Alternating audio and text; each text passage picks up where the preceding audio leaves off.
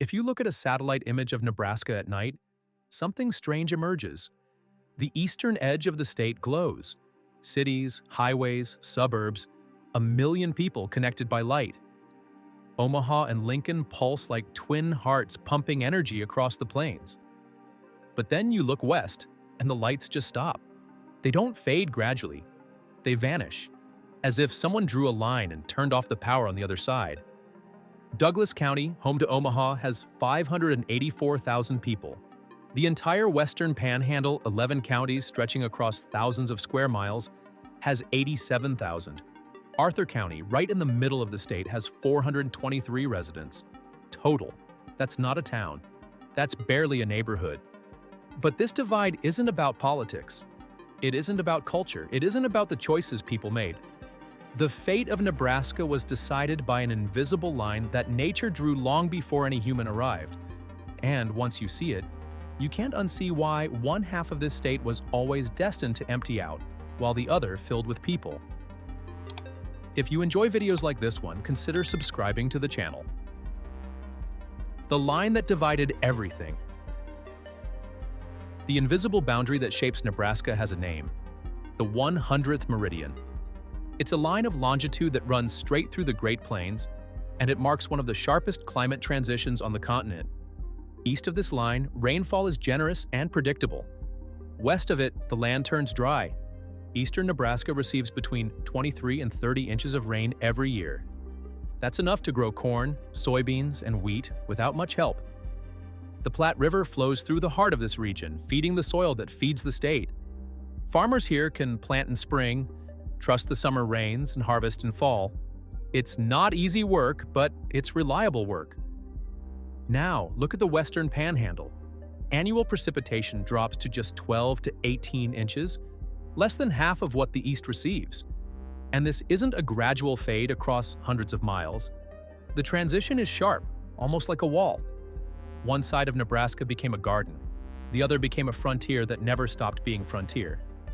The difference goes deeper than rainfall. In western Nebraska, the frost-free growing season lasts only 130 to 155 days. That's barely enough time to mature a crop before winter returns. The soil is different too, sandy, porous, unable to hold water the way eastern clay does. When rain falls in the sandhills, it doesn't pool or flow. It percolates straight down, vanishing into the earth. Water doesn't stay in western Nebraska. It passes through, and without water that stays, you cannot build the agricultural foundation that creates towns, then cities, then economies. Nature drew the line long before settlers arrived. Everything that followed was consequence. The decision that made it permanent. Geography created the conditions, but one decision made them irreversible. In 1862, Abraham Lincoln signed the Pacific Railway Act. The law authorized construction of the Transcontinental Railroad, and it placed the Union Pacific terminus at Omaha, Nebraska. By July of 1865, rails were pushing west from a city that would become the economic heart of the Great Plains. This single decision changed everything. Omaha wasn't chosen because it was the obvious choice. Council Bluffs, Iowa, just across the river, had better infrastructure at the time. But political maneuvering and investment speculation put the terminus on the Nebraska side, and capital followed. Merchants arrived, workers flooded in. Stockyards opened in the 1880s, processing cattle from across the West. Finance and insurance companies set up headquarters to manage the money flowing through. Each investment made the next investment more likely. That's how economic gravity works. Once a city reaches a certain mass, it pulls in more resources, more people, more opportunity, and the pull only grows stronger. Western Nebraska got rail depots, places to load grain, stops to service trains and water locomotives. But depots aren't cities, they're waypoints. The wealth generated by Western ranches and farms didn't stay in the West. It flowed down the rails to Omaha's banks and mills and stockyards. The railroad didn't just connect Nebraska to the rest of America.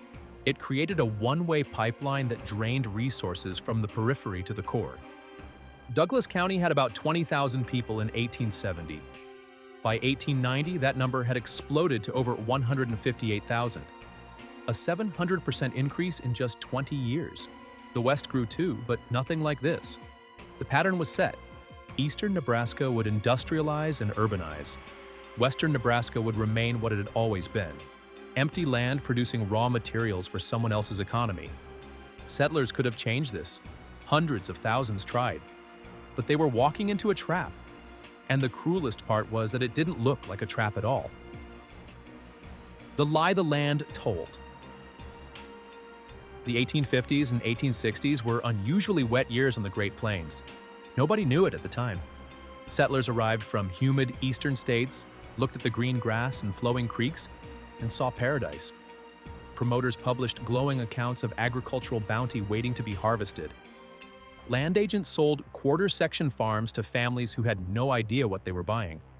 The first crops flourished. Eastern farming techniques worked perfectly at first. Families built sod houses, planted wheat and corn, and waited for prosperity. Some even believed the popular theory that rain follows the plow, that human cultivation would somehow permanently change the climate. Then the drought came. The years 1858 through 1866 brought devastation across the plains. Creeks dried up, crops withered.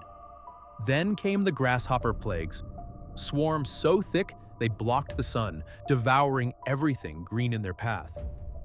Then came winters that killed livestock by the thousands, burying cattle in snowdrifts where they froze standing up. Settlers discovered a cruel paradox. The land had lied to them, or rather, the boosters had lied, and the land was simply returning to normal.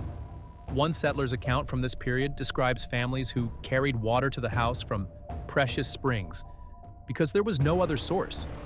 Neighbors came for miles around to dip water from the few reliable sources. Most springs ran dry during the latter part of summer. This wasn't poetic hardship. This was existential crisis, and there was no infrastructure to provide alternatives. Thousands of families gave up. They loaded wagons and headed back east, some with signs reading, "Going back to wife's folks." The population of western Nebraska rose and fell like a tide, surging with wet years, retreating with dry ones. The agricultural base that creates stable communities never formed. The towns that survived became ranching outposts, not farming centers. And ranching requires far fewer people per square mile than farming ever did. The fix that came too late. By 1904, the federal government finally acknowledged what survivors already knew. 160-acre homestead claims were fundamentally inadequate for Western agriculture. You couldn't make a living on 160 acres of land that received 15 inches of rain. The math didn't work. Congress passed the Kincaid Act, allowing 640-acre claims, 4 times larger, specifically for Western Nebraska. The idea was sensible.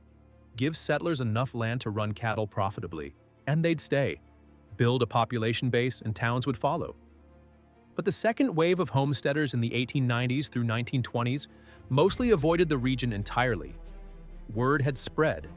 Letters home described the hardships. Newspapers carried stories of failure and abandonment. When families looking for new land evaluated their options, they pushed into Montana, North Dakota, Colorado, places that seemed less climatically hostile than Nebraska's western frontier. The Kincaid Act came a generation too late. By the time larger claims became available, migration patterns were locked. Eastern Nebraska was already industrializing, already building the universities and hospitals and factories that create modern economies. The West remained frozen in a ranching economy that required vast space and few people. Nebraska's population grew 800% between 1870 and 1900, but that growth concentrated almost entirely in the East. The gap wasn't just geographic anymore, it was becoming generational. And what happened next turned divergence into drain. The gravity well of opportunity. Modern western Nebraska faces a force more powerful than drought: the gravitational pull of opportunity elsewhere. Here's a number that explains everything. Of Nebraska's 17,000 population increase between 2023 and 2024, roughly 13,000 came from international immigration. The state actually lost 1,500 residents to other states. Without immigrants arriving from abroad, Nebraska would be shrinking. The pattern is simple and devastating. Young people from rural western counties grow up in small towns. They graduate from high schools with shrinking class sizes. Then they leave. They attend universities in Lincoln or Omaha because that's where the universities are. They find jobs in cities with diverse economies because that's where the jobs are. They build lives in places with hospitals, entertainment, and career paths. They don't come back because there's nothing to come back to. Nebraska has 28 counties that meet the old frontier definition of fewer than 6 people per square mile. That's the largest concentration of frontier counties in the entire United States. Between 1980 and 2000, families with children declined by 28% in these counties. In Cuyahoga County, the decline was 43%. Nearly half of all families with children simply disappeared in 20 years. Each generation's departure makes the next generation's departure more likely. Fewer young families means fewer schools. Fewer schools means families leave to find education for their children. Fewer working-age adults means businesses close. Fewer businesses means even less reason to stay. The cycle feeds itself, accelerating with each turn. When towns vote to die. The depopulation has become so severe that some communities have simply voted themselves out of existence. When a western Nebraska village could no longer maintain roads, run water systems, or fund basic services, residents face an impossible choice. They can struggle against mathematical inevitability, watching infrastructure crumble while the tax base shrinks. Or they can accept defeat gracefully. Some have chosen the latter. The democratic process that once created towns now ends them. The density numbers tell the story. Douglas County, home to Omaha, has 1,724 people per square mile. Arthur County has 0.57. That's not a typo.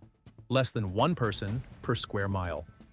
Scottsbluff, the largest city in the entire Western Panhandle, has only 15,000 residents, and it's the regional hub for hundreds of miles in every direction. These aren't just statistics. They're the shape of abandonment measured across a century. Main streets with more empty storefronts than open businesses.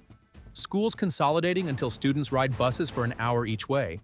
Hospitals closing because there aren't enough patients to keep them running, which means the nearest emergency room might be 50 miles away. Services require population, but population requires services. Some communities reach a tipping point from which there is no return. But here's where the story takes an unexpected turn. The same forces that emptied western Nebraska might be starting to refill it.